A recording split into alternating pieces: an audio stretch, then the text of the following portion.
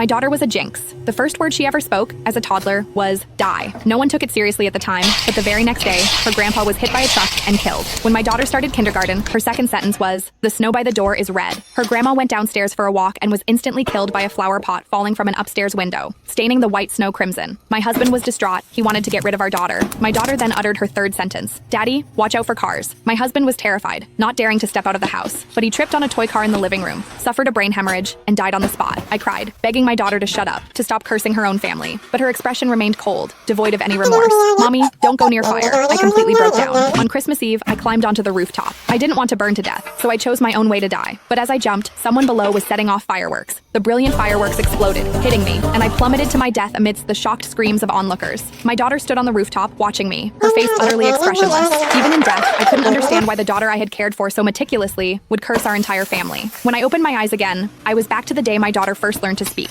This time, I finally understood what was going on with my daughter's jinx. The moment I opened my eyes, I saw my 1-year-old daughter pointing at her grandpa and saying, "Die." At first, no one reacted. Grandpa was still affectionately teasing her. "What is my sweet little Lily saying? Call me Grandpa, and Grandpa will give you candy." But Lily's small face remained cold, and she repeated, "Die." A wave of fear and anger surged through me. I quickly clapped my hand over her mouth. "Don't say that word. How can you wish for Grandpa to die?" Lily struggled, muffled by my hand, and began to wail, her face turning red from holding her breath. My father-in-law, Arthur, quickly intervened. "She's just learning to talk, Sarah. Why are you getting so upset?" I pressed my lips together, my body trembling uncontrollably. "She's cursing you." Arthur paused, then laughed. "What are you talking about? She's so young. How could she possibly know what die means?" I didn't know how to explain, so I could only tell Arthur to be careful when he went out these days, especially to watch out for cars on the road. Arthur said he understood, but he didn't take it seriously at all. I repeated the warning to my husband, David, who also laughed at me, saying I was overreacting. He looked at Lily tenderly, saying our daughter was anything but a jinx.